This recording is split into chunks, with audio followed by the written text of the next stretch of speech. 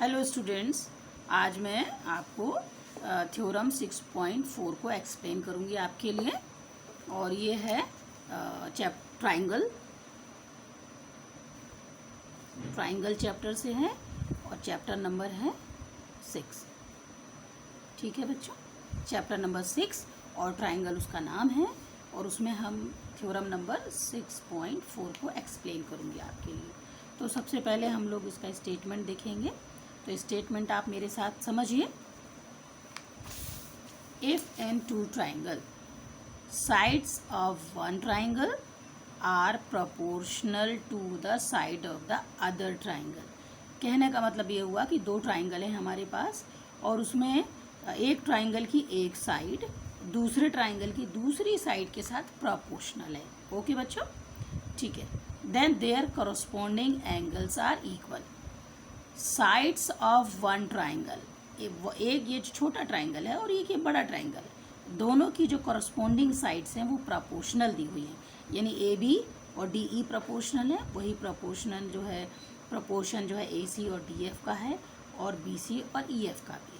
सीधी सी language में यदि मैं बोलूँ तो कॉरस्पॉन्डिंग साइड्स के रेशियो सेम है। ओके बच्चों, तो sides of one triangle are proportional to the sides of the other triangle. दोनों ट्राइंगल के कॉरस्पॉन्डिंग साइड्स का रेशियो सेम है। आगे बढ़ते हैं। Then their corresponding angles are equal. ये हमें प्रूव करना है कि इसके कॉरस्पॉन्डिंग एंगल्स भी इक्वल होंगे और उसके ट्राइंगल जो हैं दोनों ट्राइंगल आपस में सिमिलर होंगे। और ये कौन सा क्राइटेरिया है बच्चों? SSS क्राइटेरियन ऑफ सिमिलरिटी है। अब आगे बढ़ते हैं, हम डायग्राम देखते हैं। ये ABC ट्राइंगल है और ये DEF है। इसके बाद गिवन में आएंगे। गिवन में हम क्या लिखेंगे बच्चों? टू ट्राइंगल्स हमको गिवन है, two triangles ABC and DEF। हमें दो ट्राइंगल दिए हुए हैं ABC एंड DEF। उसमें हमें क्या दिया हुआ है बच्चों? AB upon DE, BC upon EF, AC upon FD। हमने इसको इक्वेशन 1 का नाम दिया है और ये हमने अभी जब स्टेटमेंट पढ़ा तो आपको बताया था इसके कॉरस्पॉन्डिंग साइड्स के रेशियो सेम होंगे, तो वो ये रहे। ठीक है, आगे बढ़ते हैं। To proof. तो टू प्रूफ में क्या होगा? देखिए, जो ट्राइंगल है ABC सिमिलर है ट्राइंगल DEF की। ये हमारा क्वेश्चन पोर्शन समझ लीजिए, ये हमें प्रूव करना है। क्या प्रूव करना है? ट्राइंगल ABC सिमिलर है ट्राइंगल DEF की। ठीक है बच्चों, इसके बाद आइए कंस्ट्रक्शन। विदाउट कंस्ट्रक्शन इस थ्योरम को प्रूव करना थोड़ा मुश्किल होगा, तो अपनी सुविधा के लिए हम इसमें थोड़ा सा कंस्ट्रक्शन करेंगे। तो वो कंस्ट्रक्शन क्या होगा बच्चों? Cut AB equal to DP। AB के इक्वल हम DP में कट लगाएंगे, DE में DP का कट लगाएंगे। मतलब जितना लेंथ AB का है उतना ही हम इस साइड पर लेकर के DP पॉइंट P पर कट लगाएंगे। उसी तरह से AC को मेज़र करेंगे और DF पर कट लगाएंगे तो DQ होगा। ठीक है, AB equal to DP and AC equal to DQ। और इसके बाद हम पॉइंट P और Q को आपस में जोड़ देंगे, यानी कि ज्वाइन PQ। अब आ जाते हैं प्रूफ में। अब जब प्रूफ में आएंगे बच्चों तो देखिए क्या करना है हमें। We have AB upon DE, AC upon DF from equation 1। हमें पहले से ही दिया हुआ है कि AB upon DE and AC upon DF। ठीक है, फ्रॉम इक्वेशन 2 एंड 3। तो 2 एंड 3 कौन सी इक्वेशन है हमारी? AB equal to DP, AC equal to DQ। ये हमने बाया कंस्ट्रक्शन लेकर आए थे बच्चों। तो उसी तरह से हमने क्या किया, AB की जगह DP लिखा और AC की जगह DQ लिख दिया।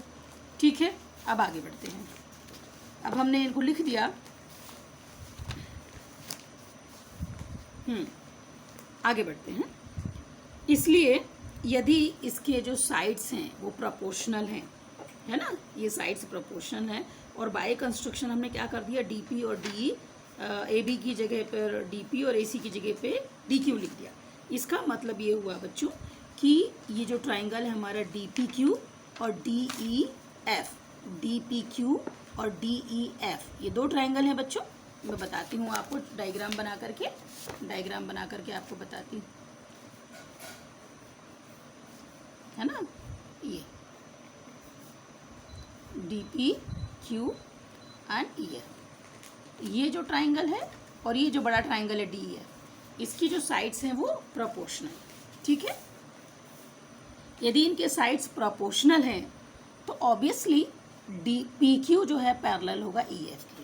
देखो बच्चों, DP, ये जो DPQ ट्राइंगल है और DEF जो बड़ा ट्राइंगल है, इनकी जो साइड्स हैं दो आपस में प्रोपोर्शनल हैं।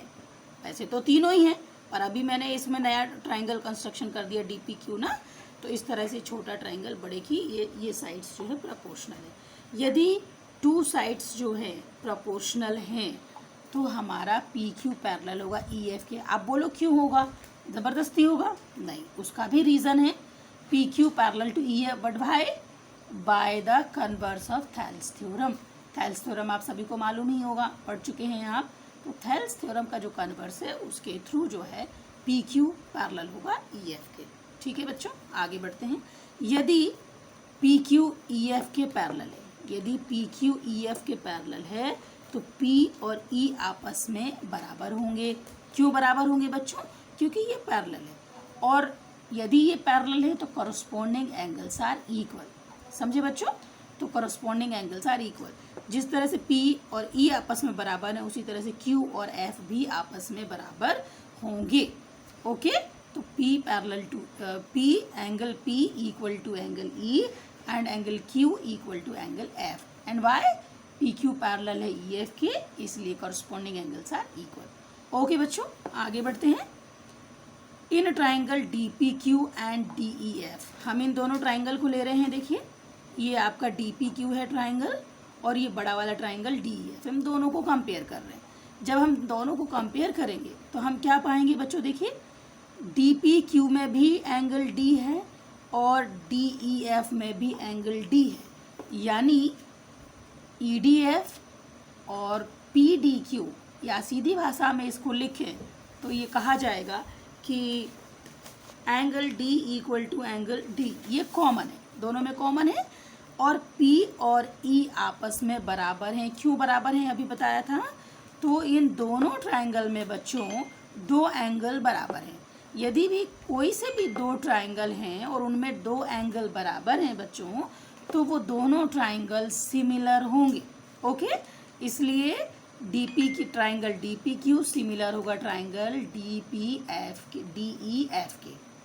फिर से बोल रही हूँ, इसलिए ट्राइंगल DPQ सिमिलर होगा ट्राइंगल DEF के।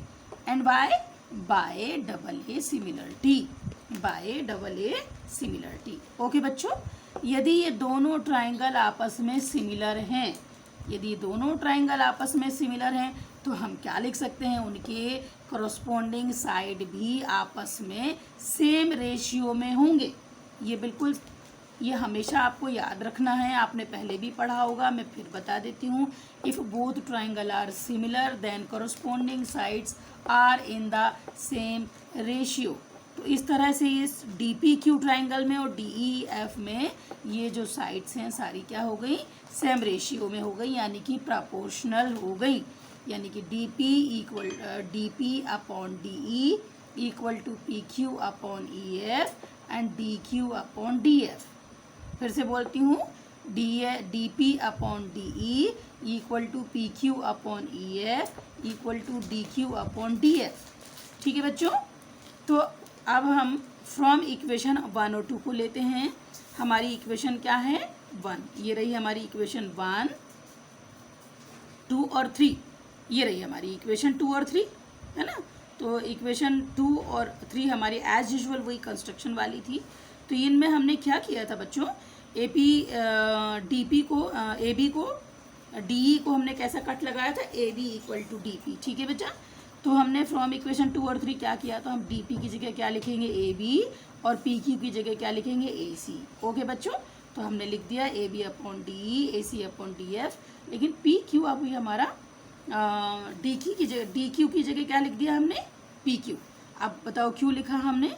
क्योंकि जब हमारे ट्राइंगल सिमिलर हैं, यानी कि बाकी की साइड्स भी सिमिलर होंगी, है ना बच्चों। बाकी की साइड्स भी सिमिलर होंगी। ओके, तो ये जो आपका PQ है, अभी इसको तो हम लिख नहीं सकते। क्यों नहीं लिख सकते? क्योंकि जब हमने कंस्ट्रक्शन किया था तो हमने सिर्फ 2 साइड्स में हमने इक्वल लेंथ कट की थी, है ना।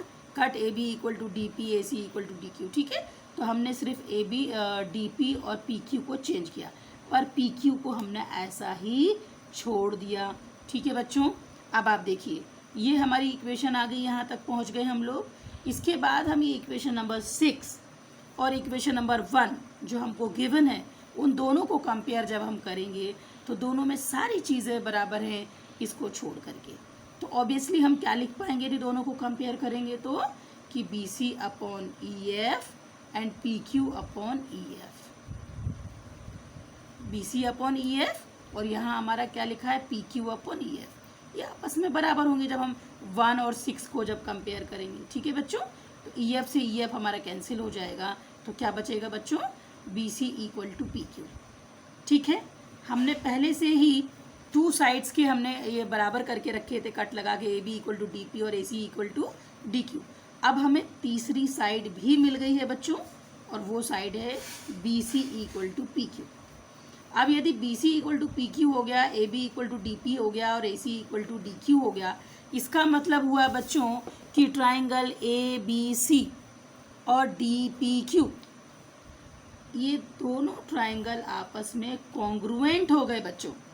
तो कॉन्ग्रुएंट होने का मतलब क्या हुआ, कि उनके सारे एंगल भी बराबर होंगे और साइड्स तो बराबर हैं ही। आगे बढ़ते हैं बच्चों। तो जब दो ट्राइंगल आपस में कॉन्ग्रुएंट हो जाते हैं तो उनके ऑल अदर करस्पॉन्डिंग पार्ट्स भी इक्वल होते हैं। तो इसी तरह हमारा जो है पहले ही ट्राइंगल ए बी सी और डी पी क्यू कॉन्ग्रुएंट हो गए बच्चों, तो उसके ऑल अदर पार्ट्स में क्या बराबर हो जाएगा बच्चों, उनके एंगल भी बराबर होंगे।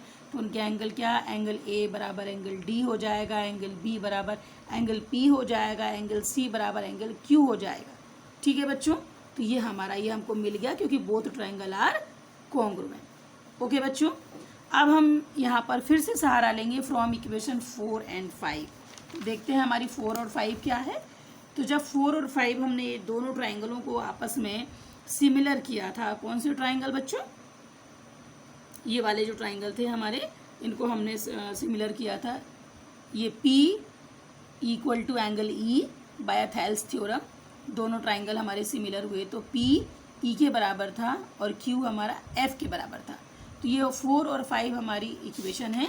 इनको जब हम कंपेयर करेंगे बच्चों तो देखिए हमें क्या मिल गया, एंगल A बराबर D। क्या किया हमने, जो है हाँ, P की जगह पे हमने E लिख दिया और हमने Q की जगह पे F लिख दिया। ठीक है, तो इस तरह से ये हमारे तीनों एंगल आपस में बराबर हो गए जो हमें लाना था। ठीक है, और यदि ये तीनों एंगल आपस में बराबर हैं, इसका मतलब ये हुआ बच्चों कि छोटा वाला ये ट्राइंगल था हमारा ABC, ये ABC किसके सिमिलर हो गया बच्चों, ये हो गया DEF के सिमिलर हो गया। ठीक है बच्चों, तो ABC और ट्राइंगल DEF आपस में सिमिलर हो गए। क्यों हो गए, बाय डबल ए सिमिलरिटी, और यहाँ तीनों एंगल आपस में बराबर हो गए। तो किसी को हम जब लिखते हैं कि डबल ए सिमिलरिटी, तो ऑब्वियस सी बात है कि तीसरा ऑटोमेटिक ही बराबर होगा।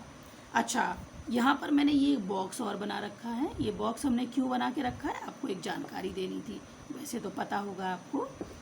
जब दो ट्राइंगल आपस में कॉन्ग्रुएंट होते हैं, ओके बच्चों, जब दो ट्राइंगल आपस में कॉन्ग्रुएंट होते हैं ऑब्वियसली वो सिमिलर भी होंगे, करेक्ट।